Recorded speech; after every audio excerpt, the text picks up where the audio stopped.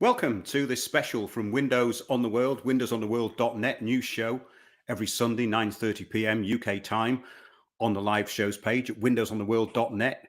Just to let you know that we do not post most of our material on YouTube. We've had so much taken off. And of course, nothing much use is really on YouTube unless it's distraction or something which is of no importance. So we put all our stuff onto Odyssey. And you can get the links to that on the homepage at windowsontheworld.net. I always mention the website quite a few times because I do get emails, people actually from different countries asking me where they can find the shows, and they're all on the website. And the website contains a massive archive. If you want to know something about what's going on, go on the website because you'll probably find it. And recently we've been tackling the low traffic neighborhoods and the legal route to take to stop that. And it's really catching on. So that's very encouraging. Tonight is a special. I'm going to be talking to Pedro Rosillo in Spain. And we're going to be talking about a really bizarre incident. A couple of weeks ago, Pedro got a knock on the door. 20 armed police were there. And he was in his apartment, his house, with his wife and children. And they were slightly embarrassed about the situation in a way because it was rather overstated. In other words, they came looking for people who might be troublemakers. And 4 other alternative media commentators were also arrested.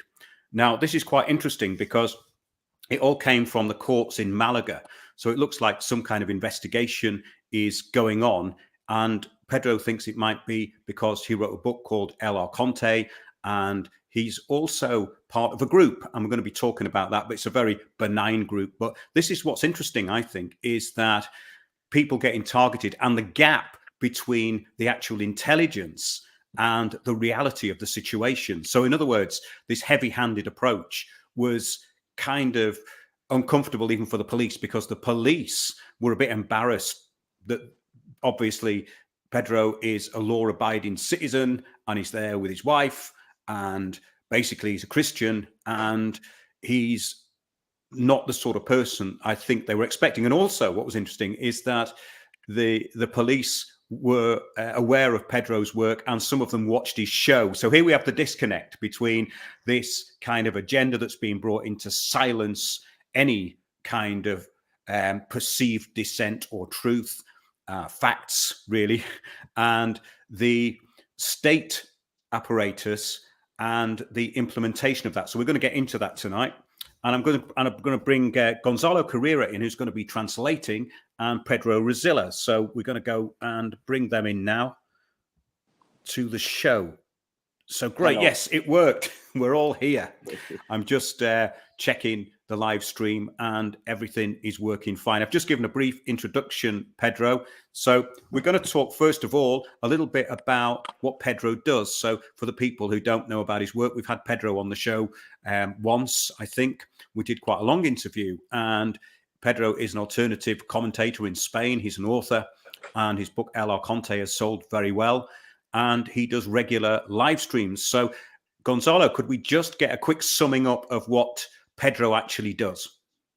¿Qué es lo que has estado haciendo todos estos años, Pedro, desde que te has hecho youtuber, escritor con tu novela exitosa del Arconte? ¿Qué es lo que te has dedicado antes que ocurriese este incidente? Bueno, pues yo siempre he estado vinculado al mundo de la seguridad privada.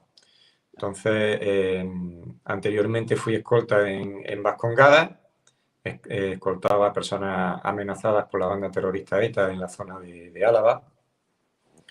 Y también después soy jefe de seguridad, director de seguridad y detective privado. Me hice detective privado. Salí prácticamente del mundo de la seguridad para meterme a ser escritor y en las redes sociales, se puede decir. Okay, very good. Yeah, originally, Mark, Pedro was private investigator. He used to work as well as a bodyguard in the security forces in the País Basque, protecting people from the ETA, from the terrorist group as well. Then he did many kind of different type of security services jobs as well. And then he left the private investigation, the security forces, and he became a writer and a YouTuber as well. Yeah, so let's now go into what happened, because I've just told people out there roughly what happened on that day when the police raided. 20 armed police came in. And what I wanted to ask Pedro really was he actually really surprised about this, or was he expecting a knock on the door at least? You know, was he expecting somebody to maybe say that he was under investigation, or was it a complete surprise to him? Este incidente que ocurrió el 7, creo que fue el 7 de febrero, ¿no, Pedro? Sí, la semana pasada, sí. La semana pasada, sí. Cuando ocurrió esto, ¿te llevaste una gran sorpresa o te lo esperabas? Yo no me lo esperaba en absoluto. Yo cuando salí y vi el dispositivo, lo primero que le dije a ustedes, creo que se han equivocado de lugar, se han equivocado de sitio. Sí esperaba la persecución de los cristianos, eso sí lo espero, pero no esperaba evidentemente un comando de asalto de la Guardia Civil en la puerta de mi casa dispuesto a derribar la puerta con mazas y entrar una docena de guardias civiles con fusiles de asalto, con encapuchados en plan comando, ¿no? Eso no, porque lo que trajeron fueron a los grupos antiterroristas de la Guardia Civil. Entonces, cuando yo salí y yo vi todo el dispositivo, digo, creo que ustedes se han equivocado de lugar. Hubo un ángel de la guarda, porque el jefe del comando de la Guardia Civil quería entrar sin llamar y sin nada, directamente. Y hubo un ángel de la guarda que dijo, vamos a llamar primero, y si no vemos que no sabe nadie, que no responde nadie, pues entráis. Entonces, pues claro, llamaron a la puerta y salí yo y me vi todo el dispositivo que habían montado. Y menos mal que se retiraron porque estaba mi mujer durmiendo en ese momento. Curiosamente salí yo y un guardia civil de mi estatura encapuchado y con un fusil de asalto me dijo, quítese las manos del bolsillo, porque yo llevaba las manos en los bolsillos. En ese momento llevaba un rosario de dedos y cuando vieron el rosario fue como mágico, se fumaron el comando, se retiraron. Wow. Interesting, Mark. So what Pedro is saying, he didn't expect at all that they would arrive like that. He said that he would expect that the Christians in the current times, they would suffer persecution, but no, he wouldn't suffer that himself. But he could not believe it when 8 o'clock in the morning, he opened the door, and then all of a sudden he saw 20 armed policemen. It was as if Pedro was a terrorist, a dangerous terrorist or something like that. So there were 20 armed policemen. And he's saying, thanks God he had some kind of guardian angel that day, because luckily they knocked on the door, because the policemen, they told to him, they confessed, they told us not to even knock on the door. They were going just to put down the door, actually. Right. So obviously it's funny, but imagine being there, any of us, it would be terrible. So when he came out, he could not believe it. The first one, he saw a policeman with a hood, with a gun, and there were 19 more as well. And he said, look, there's no need of this. I think you are in the wrong address. Maybe you are going to the wrong address. Obviously, we are totally harmless. I haven't committed any crime in the past. My wife is sleeping. It was 8 o'clock in the morning. She's like very sensitive person. So he said that he told them, I think you are in the wrong address. So they calmed down a bit. They realized Pedro was totally harmless, and the whole thing kind of relaxed a bit from them. So he was taken to the police station, presumably, yeah? Taken to the police station, and I believe that the rest of them and Pedro were held for around 3 days. Is that right? Or was some of them released before? Ok, entonces después, Pedro, ¿qué ocurrió? Te llevaron al momento a la comisaría de la Guardia Civil, y ¿cuántos días? No estuviste 3 días, no, estuviste un día en la comisaría, creo, ¿no? 24 horas. Registraron la casa, se llevaron 2 ordenadores, mis 2 teléfonos, unas pegatinas que tenía con la Cruz de Borgoña, una camiseta y una bandera y una gorra. Y me llevaron detenido, me esposaron, tuvieron la deferencia porque digo, estoy dando un espectáculo, esposarme si tenéis que esposarme dentro del furgón, y tuvieron esa deferencia, bueno, esposarlo dentro del furgón, quiere decir, yo salí. Me esposaron dentro del furgón y pasé 24 horas en los calabozos. Me ficharon, de eso que te ponen de frente, de perfil, como me ficharon allí dentro. estuve 24 horas en los calabozos antes de ponerme a disposición judicial. Después me soltaron. Una vez que me pusieron a disposición judicial, dijeron que sí quería declarar. Yo le dije que no, en ningún momento quería declarar y me soltaron. Okay. Incredible. So what happened after? They took him to the police station. Luckily, he told them very nicely, look, guys, I got really nice neighbors around here. Please don't put me the handcuffs now. If you want to handcuff me, do it inside the van. I mean, I shouldn't laugh because it's incredible, but it's just, I cannot believe it was going on. And they put him in the van. Then inside the van, the police van, they handcuffed him, first time ever to him, obviously. They took him to the police station, and then they took a picture of him, like the movies. He had to sign there and everything. And he stayed inside the cell for 24 hours. It was all dark there. 24 hours later, they took him out and they took him to the courts, and they asked him, you want to make any statement? And the lawyer they provide him, but his lawyer, they told him, don't make any statement till they kind of unveil the reasons of this. But yeah, he was 24 hours in the prison, basically. Yeah. Right. So were some of the others held longer, or was they all held about 24 hours? Because I thought it was longer than that. Ajá. Mark pensó, perdón la confusión, Pedro pensó que había estado más de un día. Los otros, Rafael, Fernando, Santiago Royuela, ¿estuvieron también 24 horas solamente, o más tiempo, menos tiempo? ¿Cómo fue la cosa? Bueno, mi amigo y compañero Diego Buendía y Trotapoque sé que estuvieron 48 horas, completamente innecesarias. Y yo incluso las 24 horas que estuve eran completamente innecesarias. Lo único que pasa, pues creo que fue una forma de amedrentar, nada más. Ya. Perdona, ¿Rafael estuvo cuánto tiempo, dijiste? 48 horas. ¿Y quién es Diego Buendía? ¿Es amigo de Rafael? Diego Buendía es mi amigo y compañero. Amigo y compañero mío también. Okay, he's got a friend, Pedro, that he was arrested as well, and Rafael Rosillo, the one Rafael introduced me to Pedro, actually. Rafael Rosillo and Diego Buendía, which is a good friend of Pedro, they were arrested for 48 hours, actually. Right. Okay. So they were all released after 48 hours. Sí, estos dos los liberaron en 48 horas, ¿no, Pedro? Sí, en 48 horas, sin ninguna razón, porque claro, hombre, lo pueden tener legalmente hasta 72, pero claro, tenía que haber alguna base, ¿no? En este aspecto no había ninguna base, pero como lo pueden hacer, pues lo hacen y ya está. Yeah, without any reason in Spain, they can hold you for about 72 hours, 3 days, Mark. Yes, that's normal. Yeah, that's why I thought it was 72 hours, because that is the maximum time I think they can hold you in the UK. But I think they have to charge you after that. So has anyone actually been charged? Has anybody actually been charged with something? I'm going to go through the names of the others in a minute. Yeah. Yeah. ¿Alguien ha sido acusado con algo? O sea, ¿le han imputado algún delito a alguien en particular de vosotros, Pedro? Bueno, claro, yo tengo la imputación que es asociación ilícita por hijo de Cortés y Pizarro, asociación ilícita, delitos de odio contra colectivos profesionales, que para mí los delitos de odio son delitos políticos, pero bueno. Y también asociación ilícita, delitos de odio, son principalmente los dos cargos así que hay. Y insultos contra las instituciones del Estado, contra altas personalidades e instituciones del Estado. Ok. ¿Y los otros también, Pedro, fue el mismo tipo de...? Sí, parecido.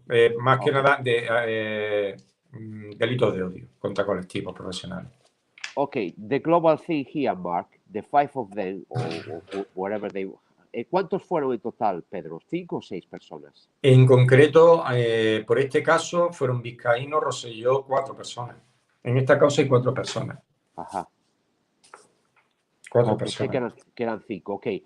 In the charges, there are 4 people in total, Mark, in the final charges, and they were charged globally in a very similar way. But particularly Pedro was because of this association group he made, of a group called the Children of Pizarro and Cortés, which was like a Christian group. That's one. And then also he was accused of hate of speech against politicians, against important personalities of the government, and the rest as well. The rest of the guys, Rafael, Fernando, hate of speech. So they've actually been charged with hate speech? Yeah, that's right, yeah. And also his group, his association, which is the Children of Cortes and Pizarro, which is Yes. some kind of Christian group. Yeah.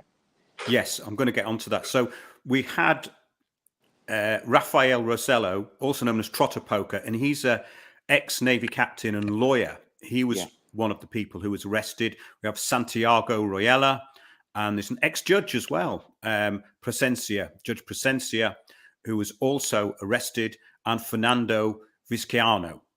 So we had all these people taken in, and it looks like some kind of operation. So obviously they'd been planning this for some time. But again, I want to reiterate from the start, because I don't think Pedro heard this, that it seems a bit clumsy, because if they had done any intelligence on this, they would have found out that these people were actually law-abiding. Or is it more to scare people? Because anybody seems to be able to have the accusations of hate speech thrown at them. Hate speech just means anything that they hate, which is the truth, basically. So what I'm trying to say is this, do you think it's to make an example of them, or, you know, is it some kind of thing that's just been thought up quite quickly? Because it doesn't seem to be very well organized from what you've said. Mark está diciendo que parece todo bastante inaudito, es decir, que parece hecho todo, mal hecho todo, muy torpe, de una manera así a correr, ¿no? Que parece que no han investigado. Si ellos hubiesen investigado, verían que sois todos personas que no habéis cometido ningún tipo de crimen, ningún tipo de delito, que sois personas tranquilas, ¿no? Pero lo que él dice, quizás lo que él piensa, atando los cabos, esto es una manera de intentar de crear un ejemplo contra la gente, toda la gente de España que sea disidente, crear un ejemplo de los líderes de la disidencia, que para asustar a todos aquellos en España que sean disidentes. Os han hecho esto para crear un ejemplo de asustar a todo el país que vaya en contra del sistema, Pedro, quizás. Pues, hombre, ten en cuenta que Pedro Sánchez tiene comprado a todos los medios de comunicación, o sea, que les paga dinero público. Lo único que no controla es a los youtubers, eso no los controla. Y ha sido un aviso. Y todos los youtubers irán cayendo, todos. Y el arma que van a usar va a ser los delitos de odio, porque son delitos políticos, digamos así. Yo lo defino como delitos políticos, en el sentido de que los delitos de odio lo que se legislan son sentimientos y no hechos. Entonces, claro, legislar sentimientos es algo muy arbitrario, muy subjetivo, en donde no hay garantías jurídicas, y es precisamente lo que ellos quieren, lo que ellos buscan, pues para arbitrariamente acallar a quien ellos quieran. Pero sí, irán a por el resto, conforme le vayan calentando las pelotas, irán a por el resto de youtubers. Y van a ser los delitos de odio. Yeah, Mark, Pedro thinks you are absolutely right. This hate of speech new law that is happening in England as well. Pedro Sánchez, the Spanish Prime Minister, like here as well, he has bought with public money the whole of the mainstream media in Spain, all the newspapers, TVs, radios, etc. So basically, the hate of speech is a new excuse to keep people quiet, basically. So it's exactly what you said, because of course it's not based, the hate of speech is not based on any facts that you have committed any crime, that you have committed any kind of violence or bullying or against anyone in particular. So this is just the hate of speech is the perfect excuse for them to keep all the kind of YouTubers against the system. They say they are from the resistance, to keep them quiet. You are absolutely right. He agrees with you. He reckons this is the planned problem.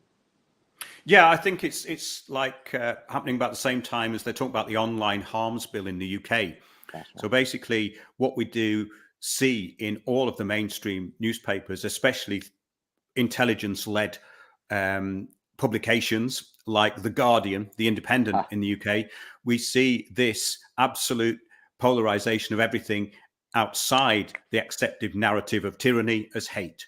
And of course, that's what everything is defined as by these groups such as Hope Not Hate, these lobbying groups, which are all part of one solid mechanism to bring in one agenda. And that agenda is the United Nations Agenda 2030 goals, which are basically to control and management and depopulation, basically control, management, depopulation.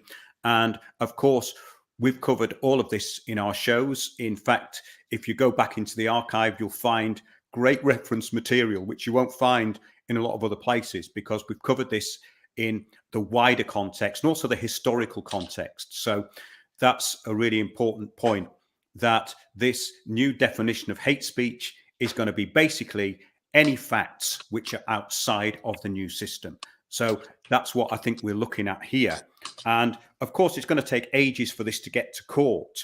And what I was going to ask Pedro is, how much support has he got, and have the other people, or even though they're very different kind of commentators, how much support have they actually got within the police and people working in government?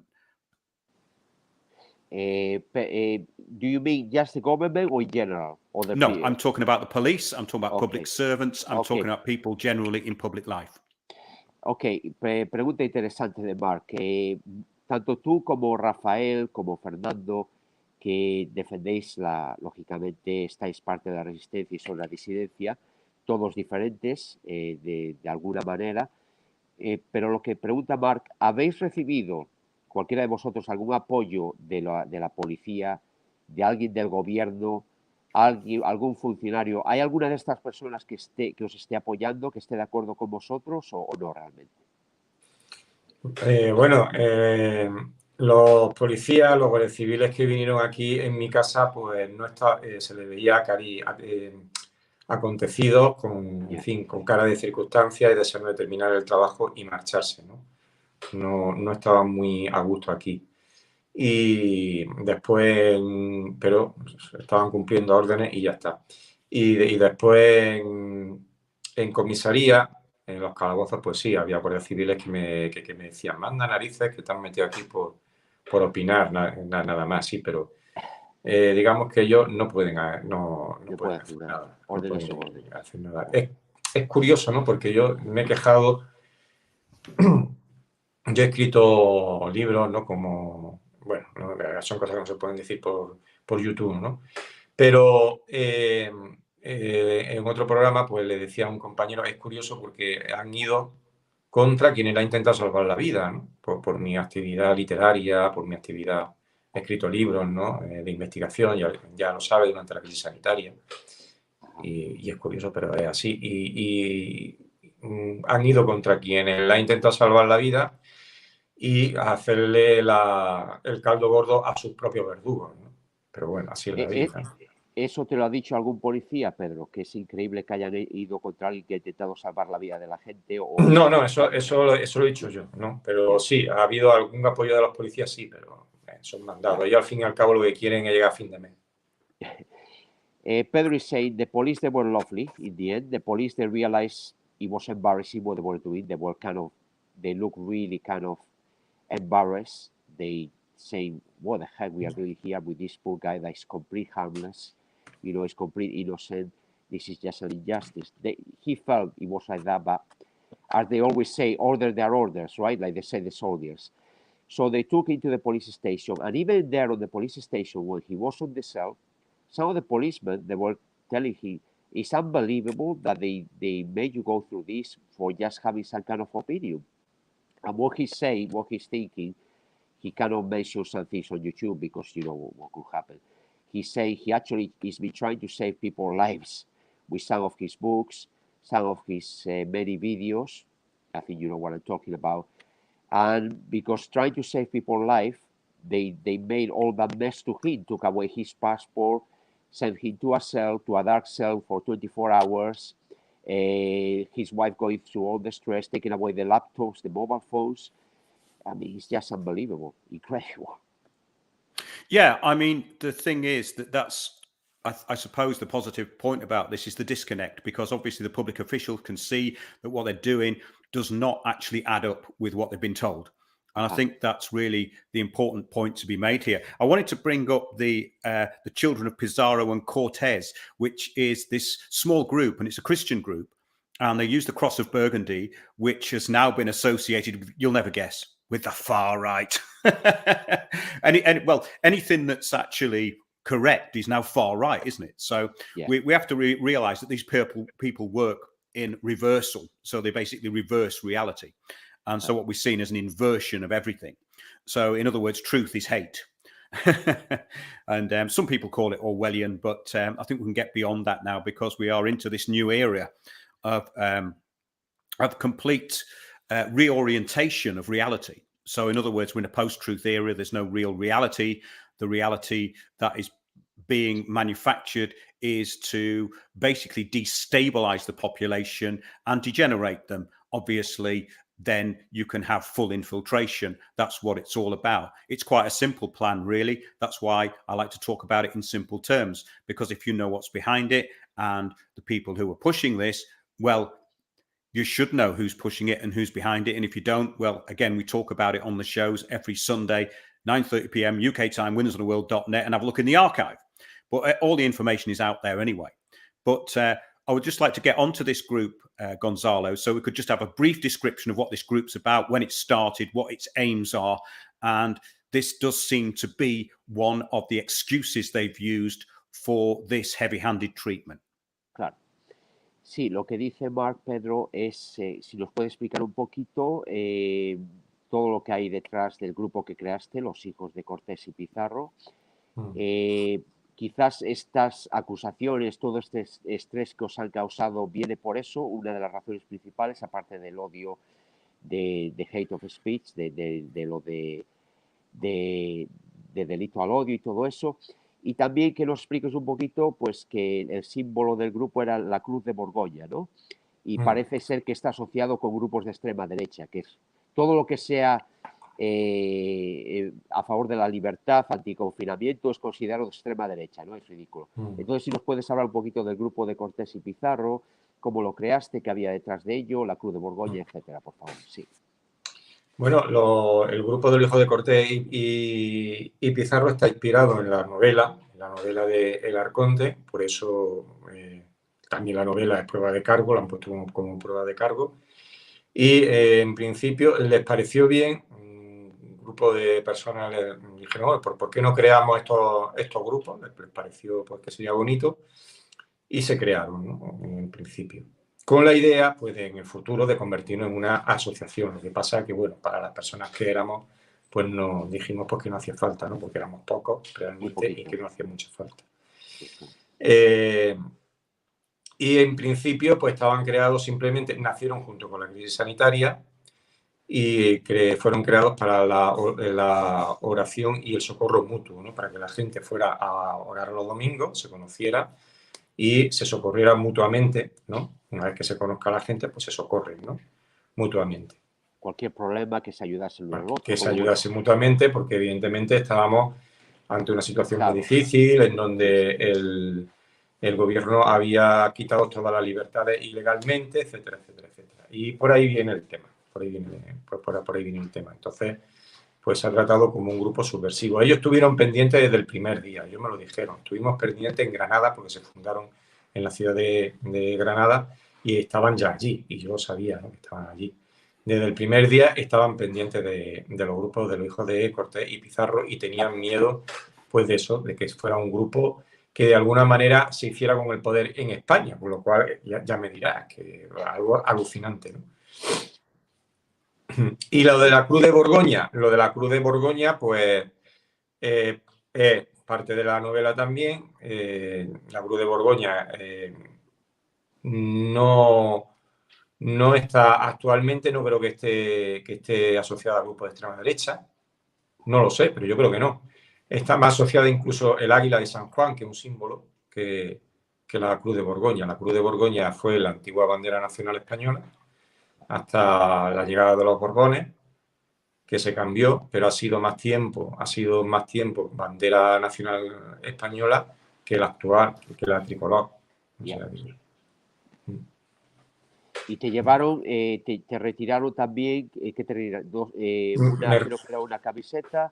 Una camiseta, 2 pegatinas, una gorra y una bandera, con la Cruz de Borgoña. Okay, so it's quite incredible. Hard to believe, but it's the way it goes. So Pedro created this group during the lockdowns, during the big health crisis, you know, the big kind of crazy moments that we all live. He created this association group of people. They were all Christians, just to help each other for like good Christians, any problems you might have, that you lost your job, or you were desperate, or you didn't have any money. So to kind of help each other with solutions, yeah? We trying to find solutions during these very difficult moments that they took away the freedoms of people. So Pedro is telling me the police, they already told him, he created this group in Granada originally, and the police, they were very, very keeping an eye on it right from the beginning. Pedro created... Was that because it was created during the lockdown period? During Pedro, COVID? Sí. Parte del problema fue porque esto fue creado durante los confinamientos. Quizás ese fue el problema porque os han estado investigando, quizás. Sí, sí, claro, ese fue uno de los principales problemas. Sí, sí, sin duda alguna. That was the main problem. He created the group. They told him many people they love his book, El Arconte, which is based in the war between the battle between the forces of God and the devil. And they thought maybe we could try to do this in our kind of society, communities, try to help each other as good Christians. And then we'll get together in the churches every Sunday, go to the Last Supper, and then after that we'll all talk to each other and support each other, etc. The Cross of Burgundy, Pedro said that not necessarily it shouldn't be associated with far-right, the Cross of Burgundy. No. Basically, this cross was created in France, but it was used in Spain during the times of the king and the queen of Spain, the Catholic kings. Yeah. It was used that during the times that they went to America as well. And wasn't it originally from the 1500s, early 1500s? I think it started being displayed. Sí, esta bandera fue creada en el siglo XVI, Pedro. Sí, esta bandera la trajo Felipe el Hermoso. Y la adoptaron los reyes católicos. Y fue bandera nacional hasta desde el siglo XVI, desde principios del siglo XVI, hasta más o menos finales del siglo XVIII, principios del siglo XIX. Okay. So King Philip was the one that brought this flag to Spain, and it was the Spanish flag from the 16th century till the end of the 18th century.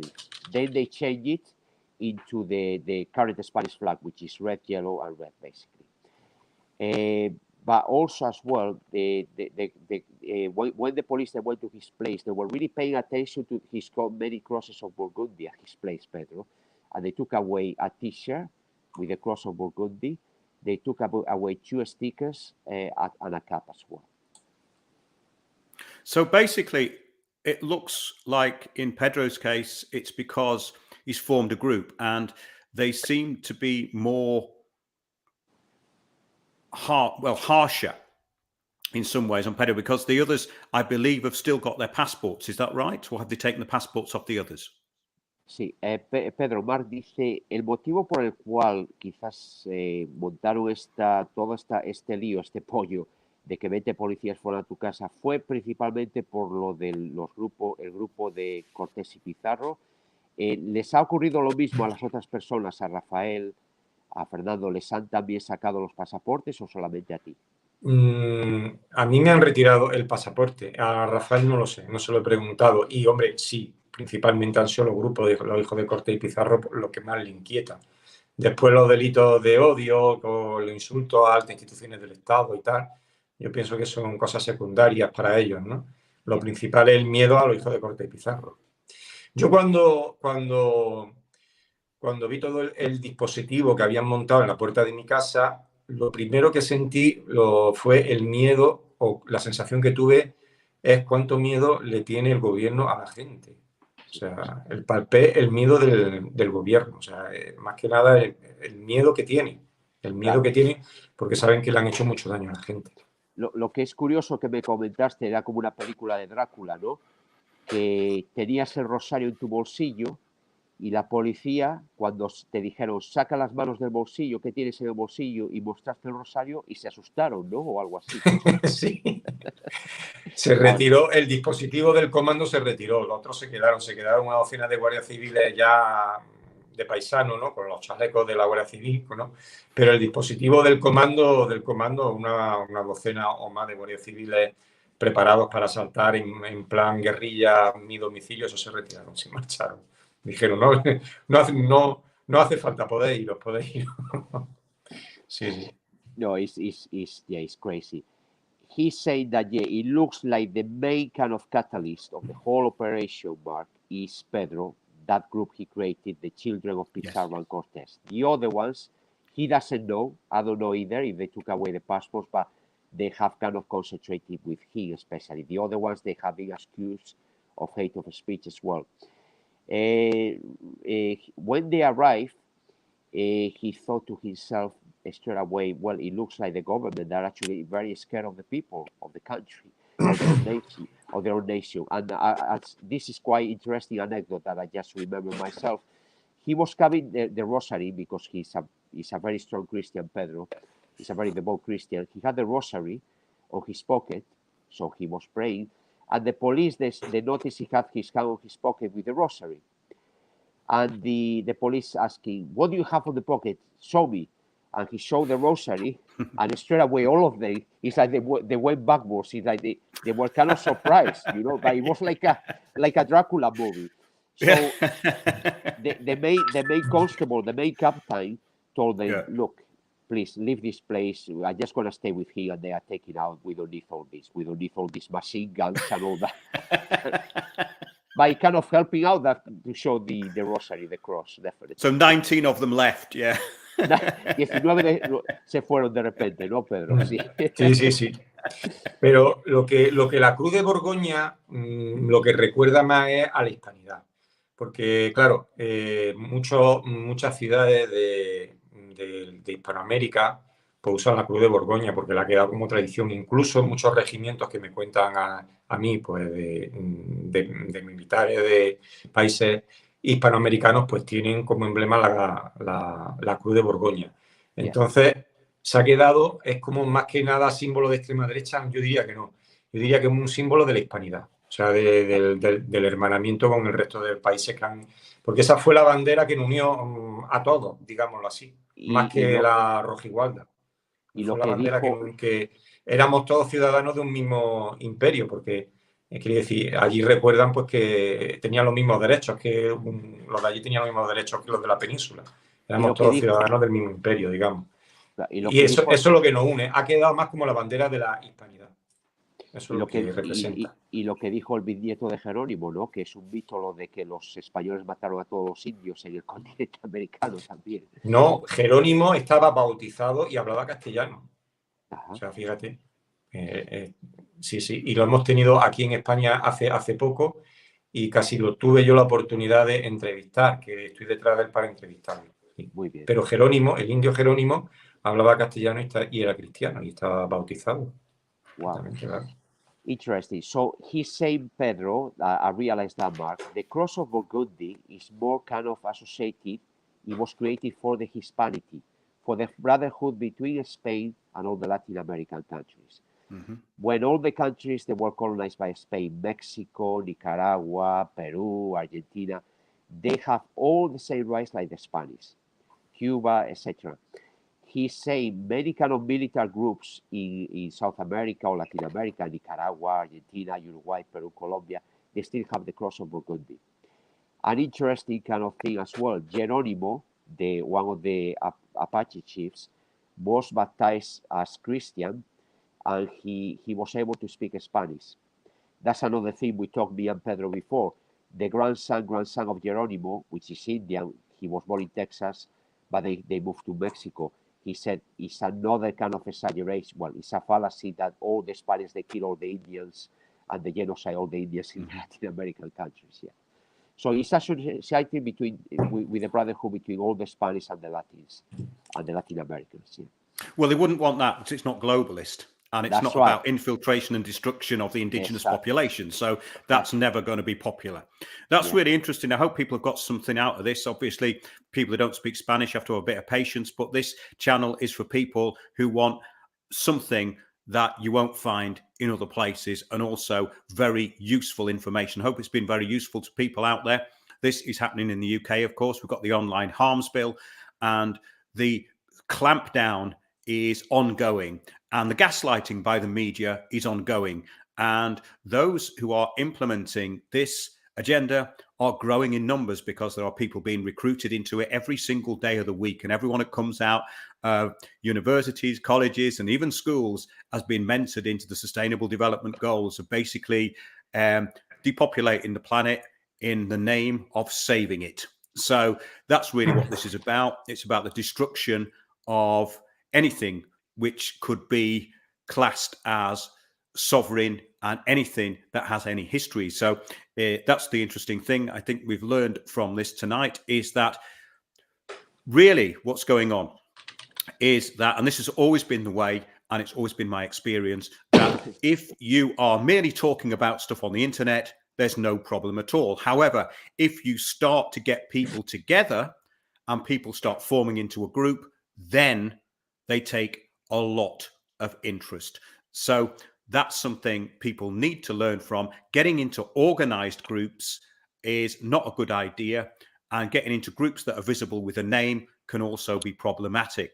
So even if you're a law-abiding group, you'll either get infiltrated, taken down by the state, or basically demonized by the media. So that's the point. We have to be very careful of that. And I think that's a very good place to leave it. I think we've got quite a concise interview there. Say thank you to Pedro, and I'd like to thank Gonzalo too. So yeah, is there anything Pedro wants to say in summing up? Because obviously this is going to go on for ages now before there's even a court case. Yeah. What's his thoughts on the possible outcomes, and how's he going to be dealing with it in the meantime?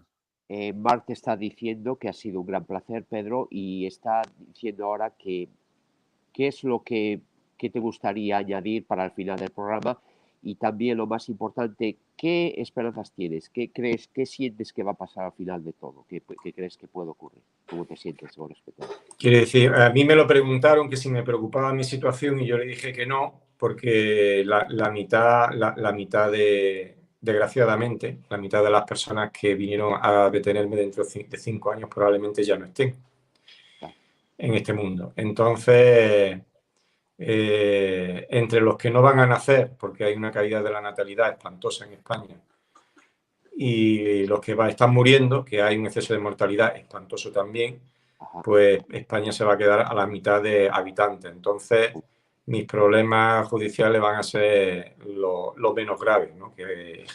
que tenga que afrontar, ¿no? Desgraciadamente, el no haber podido abrirle el ojo a la gente, ¿no? Que ha sido imposible, eso es lo que me queda. Ha sido prácticamente imposible de abrirle el ojo a la gente. Ese es el dolor que tengo. Por mí, prácticamente no. Pero bueno, por cierto, que las previsiones de Gran Bretaña son peores que las de España en cuanto a población. Eso lo sabemos, sí, claro que sí. Pedro said that at the end of the day, he's very pragmatic about it. He's not worried at all. He was thinking when he was going on his way to the police station, because he kind of got on well with the policemen. They have, they are humans like us, and he felt sorry for them, because he's saying, who knows if in 5 years' time, when the outcome comes of this court case, maybe all these guys, they're not going to be here anymore. He's saying that he thinks there are bigger problems than he's in the world, like the amount of deaths that we are having, the amount of women they are not able to have babies, because of what we all know why. A depopulation, yeah. That's why, yeah. And he's saying that the population is going to be incredible in Spain, but he said that he heard that the UK could have been worse, if it could be even worse in future. So he's feeling very sad that he hasn't been able to open the eyes of millions, because it's impossible, like yourself, Mark. But at least he's got a small group following him. I mean, it's not millions, but quite a few thousands, actually. Yes, that's pretty much what's happened to Windows on the World. So Pedro's in a very similar position. If you put out very forthright information, which is backed by fact and integrity, you have a very small audience. That's just a fact. I mean, what I see going round and round in circles are the people following the so-called conspiracy media, which is basically eating itself. It's become just basically repeating, going round in circles, and pass the parcel with the latest distraction. But we don't do distractions on this show. And that's one of the reasons why we've been taken off YouTube, most of our stuff, from the past has been removed. So that's why we don't do shows on YouTube anymore. I'm just going to have a quick word with the audience. Can you guys just wait there for a minute? Because I've got a few announcements to make. I don't want to bore you. So I'll just take you out of the conversation for a minute while I just finish off this broadcast. Okay. Cheers. Pues muchas gracias también. Thank you. Thank you very much. Thank you very much, Pedro. And see you. And we'll see you soon on Windows on the World. Cheers. Bye. See you. Thanks. Yeah. Pedro. No, Okay. No, that's great. And I hope people got some worthwhile information out of that, because that case will not be reported on any other media in the UK. And it's quite an important one, because what we're going to see in the UK is very similar. I mean, most people have been deplatformed, we've got something to say, but we still manage to keep our audience. I mean, the people who listen to Windows on the World, I think, are very switched on people, and the stuff I get from them is really important. So please keep sending in your emails, windowsontheworld.net. Go to the websites, info@windowsontheworld.net. I've got 3 interviews I'm going to put up over the next few days. I might do another live stream on here, but I have to kind of psych myself up for it. I love doing the Sunday shows. I love the information and learning and putting things out, like the article I did, the Smart Cabal. Go to Windows on the World, have a look at that. It's all about the Wahhabis, House of Saud, and how all that came about, and also what happened in Turkey, and how this ties into the whole Middle East situation. This is the sort of stuff I like putting together, because once you've got this knowledge, you know how it works.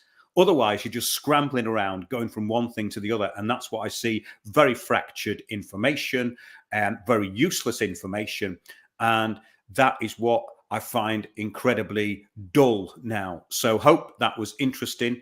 Do keep sending in your information. I do appreciate that, and help us out if you can. You can contribute to the show on the homepage at windowsontheworld.net. And yeah, please help us out, because I've got a lot of stuff I want to put out, and I do have quite a lot of expenses with streaming and all the rest of it. So having said that, I will be back this Sunday, 9:30 p.m. UK time. I may even do a live stream tomorrow, but the next things in the archive will be from Stephen and Evan Strong, father and son team from ForgottenOrigin.com in Australia. I have an interview with Nick Hollister, and we're talking about the situation in Russia and Nick's new book, and also another interview with Jerry Marzinski. So those are going to be going up over the next few days. This week's flown past. So thanks to everybody who's tuned in. Spread that one around, and I hope you got something out of it. Thanks a lot, everyone. Cheers and good night.